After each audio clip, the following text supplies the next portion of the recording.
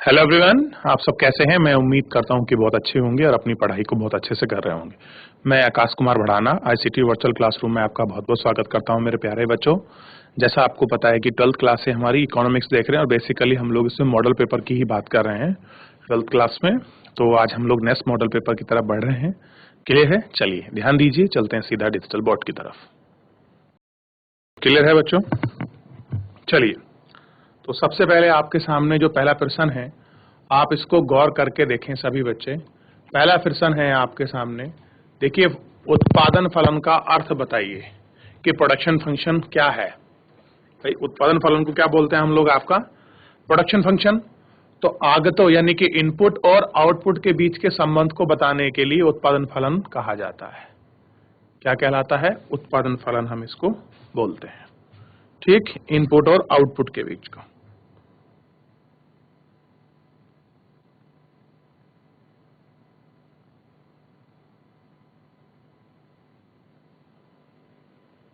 चलिए, देख लिया पहला क्वेश्चन। दूसरे क्वेश्चन पर बढ़िए। जब कुल उत्पादकता घटती दर से बढ़ता है तो सीमांत उत्पादन में क्या परिवर्तन होंगे? कह रहे जब कुल उत्पादकता दर घटेगी, जब रेट घटेगा तो सीमांत उत्पाद दर में क्या परिवर्तन होगा, ये हमको देखना है।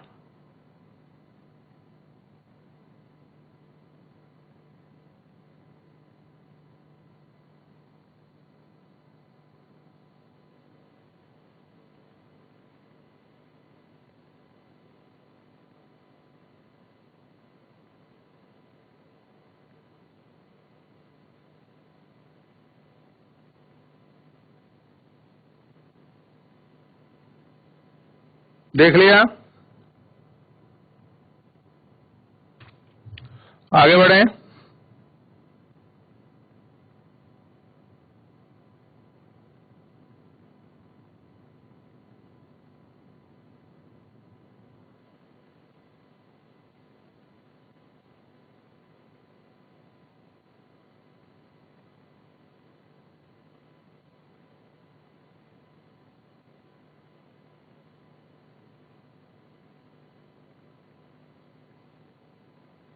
चलिए, अगला क्वेश्चन इसी में आंसर देखे पहले इसका, कि जब कुल उत्पादकता घटती दर से बढ़ती है तो सीमांत उत्पादन क्या होता है? आपका पॉजिटिव रहता है।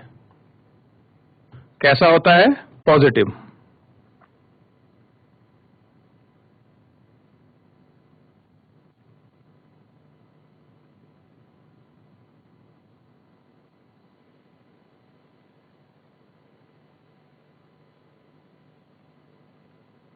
चलिए,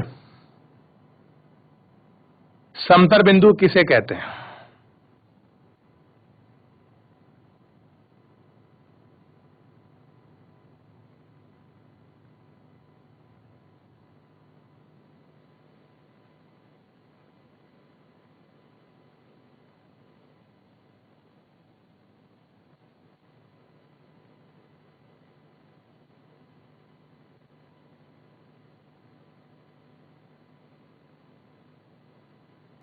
चलिए, देख लिया, R T equal to T C यानी कि A C R equal to A C. यदि कीमतों में परिवर्तन होने पर वस्तु मात्रा नहीं बदलती है तो पूर्ति की लोच क्या होगी? कह रहे हैं जो पूर्ति है उसकी लोच क्या होगी?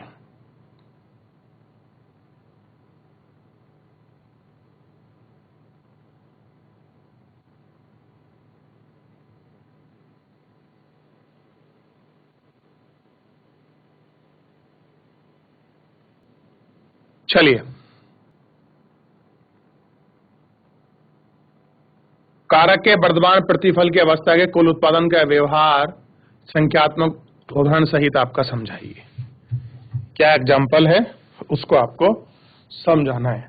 वर्तमान प्रतिफल कारक के प्रतिफल नियम की प्रथम अवस्था है। जब उत्पादन में वृद्धि किसी एक परिपक्व कारक की इकाई को लागत बढ़ा जाता है तो परिपक्व कारक का भौतिक उत्पादन एक निश्चित अवस्था में बढ़ता है और दर कैसी होती है? वो आपका बढ़ जाती है।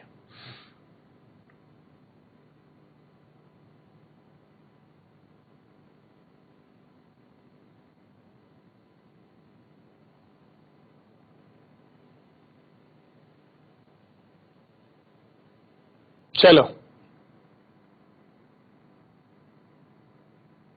तो देख रहे हो, एक मशीन एक श्रम 10, दो। अब देखिए, अगर एक मशीन यूज करी और एक श्रमिक यूज करा तो टोटल उत्पादन कितना होगा? 10। अगर एक मशीन दो श्रमिक उत्पादन करे तो उत्पादन कितना होना चाहिए? 24, और 3 करें 42। तो ये है कुल भौतिक उत्पाद का जो दर है। इस रेट में ये सारी चीजें क्या हैं आपकी बढ़नी चाहिए।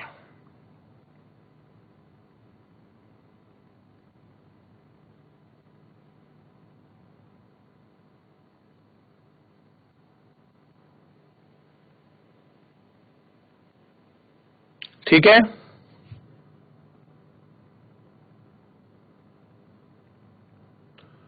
कुल बंधी लागत कुल परिवर्तित लागत के बीच उदाहरण सहित अंतर स्पष्ट कीजिए। इन दोनों का जो अंतर है वो आपको बताना है।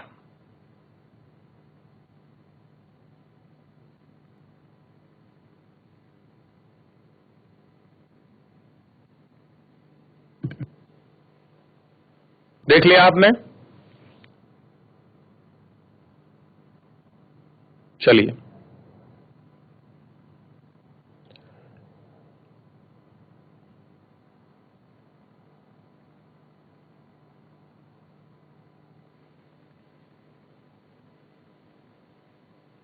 अब देखिए,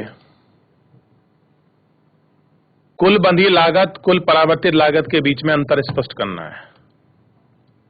तो देखिए, कुल बंधी लागत यह उत्पादन के प्रत्येक स्तर पर समान रहती है, अर्थात उत्पादन के बढ़ने या घटने में भी स्थिर रहती है। उत्पादन के शून्य स्तर पर शून्य नहीं होती। इसका वक्र एक्स अक्ष के समांतर होता है। कह रहे जो वक्र है, इसका जो वक्र है वो एक्स के क्या होता है? आपके समांतर होता है। कुल परावर्तित लागत को देखिए, यह उत्पादन की मात्रा के अनुसार बढ़ने पर यह बढ़ जाती तथा उत्पादन के कमी आने पर यह घट जाती है।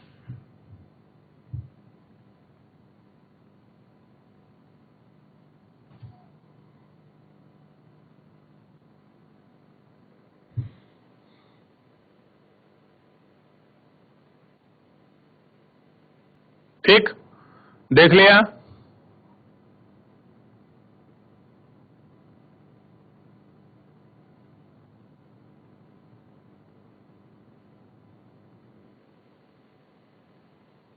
कुल परावर्तित लागत क्या देखनी है? कुल परावर्तित लागत हमको देखनी है।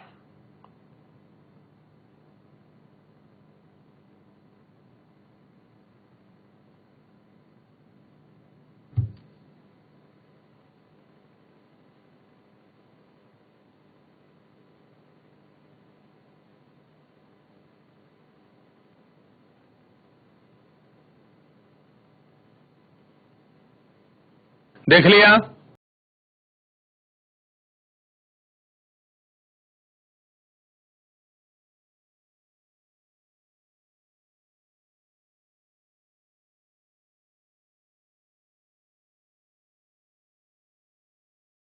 चलिए,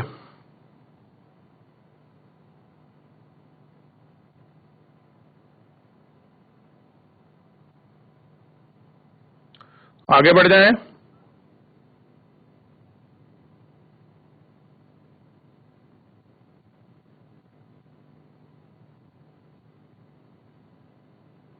चल, हो गया। अगला क्वेश्चन है, एक वक्र और कुल औसत लागत, औसत परिवर्तन लागत, सीमांत लागत को प्रदर्शित करते हैं। इसके माध्यम के संबंध को स्पष्ट कीजिए। तो संबंध है उनको स्पष्ट करना है। तो स्पष्टीकरण में साफ देखिए, पहले तो एक ऐसा डायग्राम आपको बनाना है। ठीक, दिख रहा डायग्राम? एक कॉस्ट का बनेगा, एक आपके प्रोडक्शन का बनेगा। Marginal, AC, ABC. देखिए, ये इसके दो बिंदु हैं, इन बिंदुओं को ध्यान रखना है।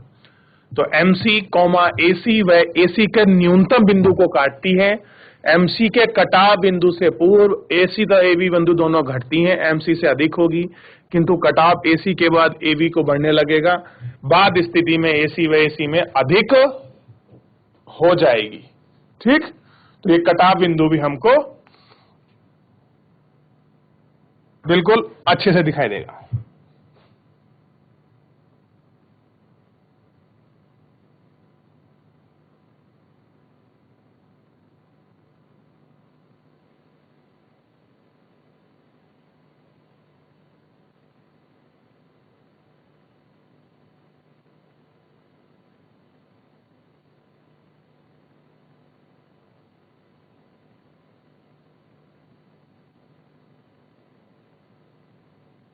देख लिया, लिखिए इसको।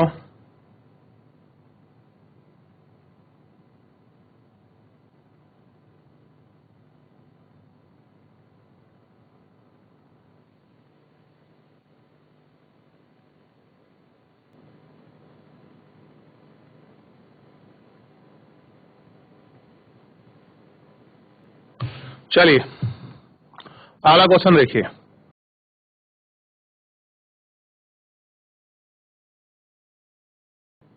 कुल औसत मतलब औसत कुल लागत, परिवर्ती लागत और औसत संबंधी लागत को एक वक्र पर दर्शाइए और इनके मध्य जो चीजें हैं उनको स्पष्ट कीजिए। ठीक,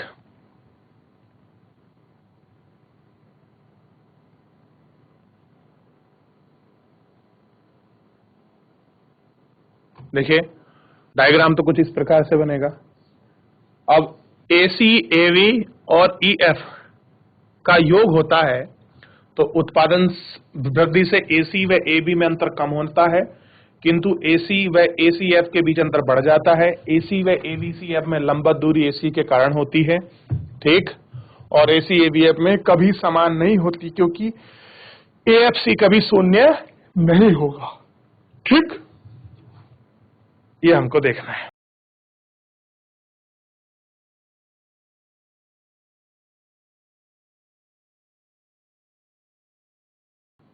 देख लिया,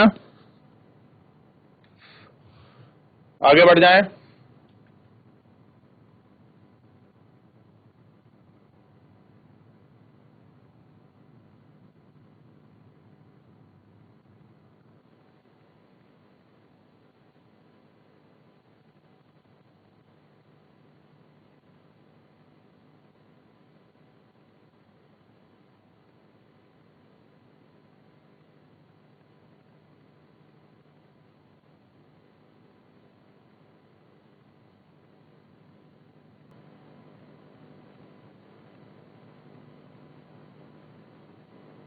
चलिए ये देखिए, ये देख लिया, पूरा कॉपी हो गया।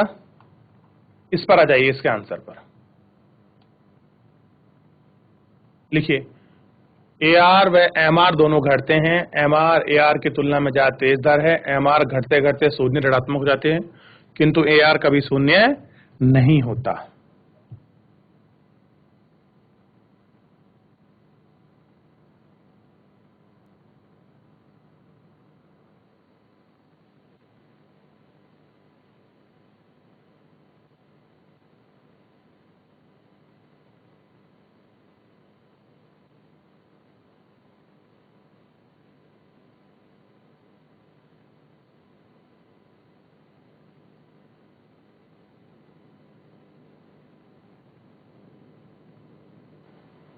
हो गया,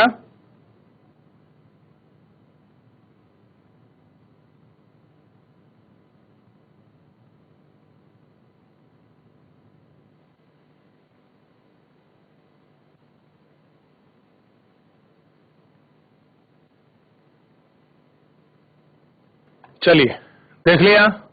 अगला क्वेश्चन लिखिए। पूर्ति में परिवर्तन तथा पूर्ति की मात्रा के बीच का अंतर जो है वो आपको स्पष्ट करना है। क्या करना है?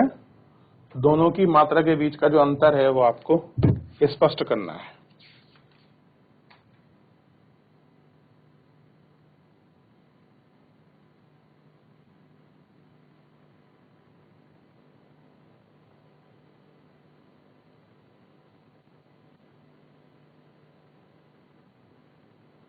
देख लिया।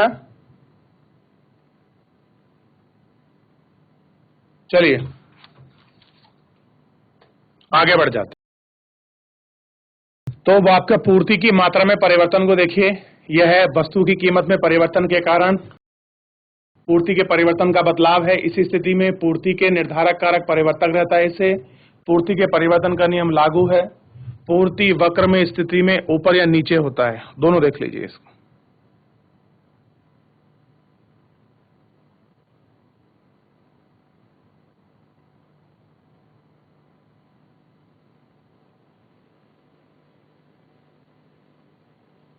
देख लिया। चलिए देखिए एक एक करके न शहरों को।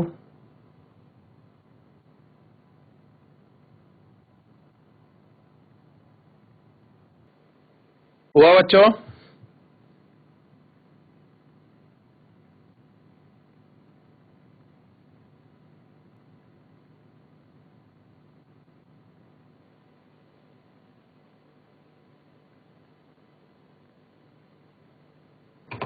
चलिए पूर्ति में परिवर्तन।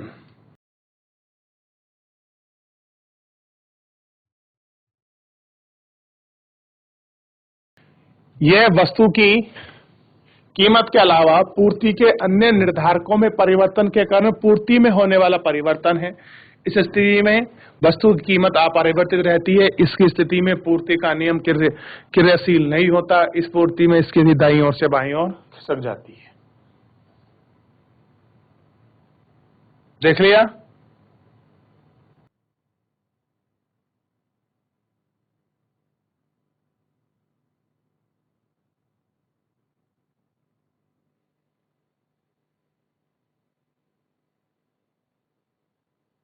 चलिए आगे बढ़िए। अगला है आगतों की कीमत में परिवर्तन, यानी कि चाहे वृद्धि हो या कमी, वस्तु की आपूर्ति पर क्या प्रभाव पड़ता है, इसकी व्याख्या कीजिए। तो सारे ऑप्शन आपके सामने हैं। अब क्या इसमें कमी है, क्या इसमें प्रभाव है, आप इसको अच्छे से देख लीजिए। उत्तर आपके सामने है, दोनों पॉइंट है। वृद्धि होगी या फिर जब पूर्ति में कमी होगी, दोनों जो पॉइंट है आप इसको लिखिए और देखिए।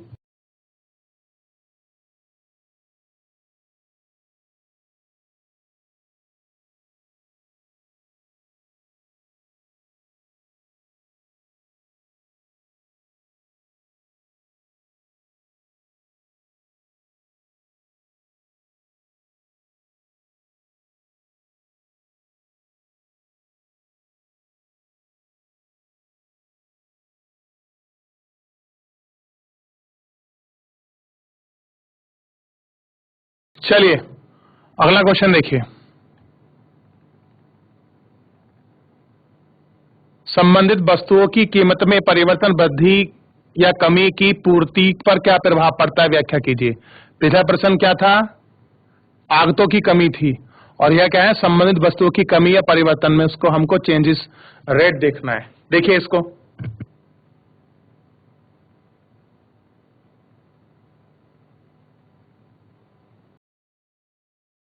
देख लिया।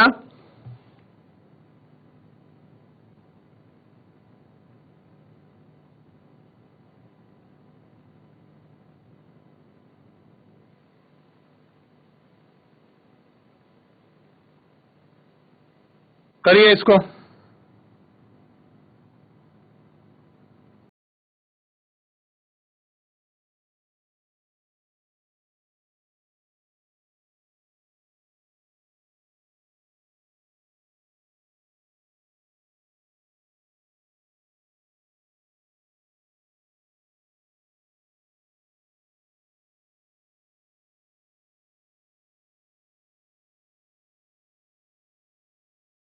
हो गया। ये भी कॉपी करें, इसके नीचे वाला पूरा पार्ट।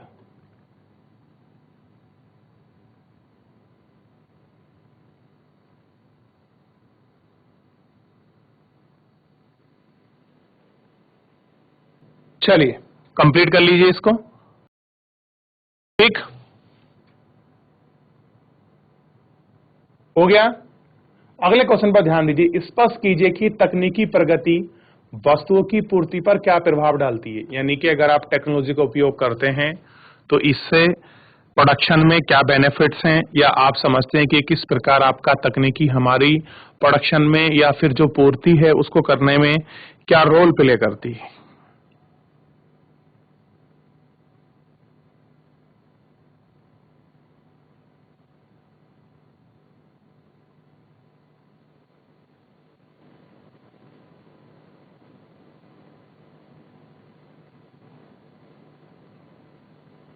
हो गया?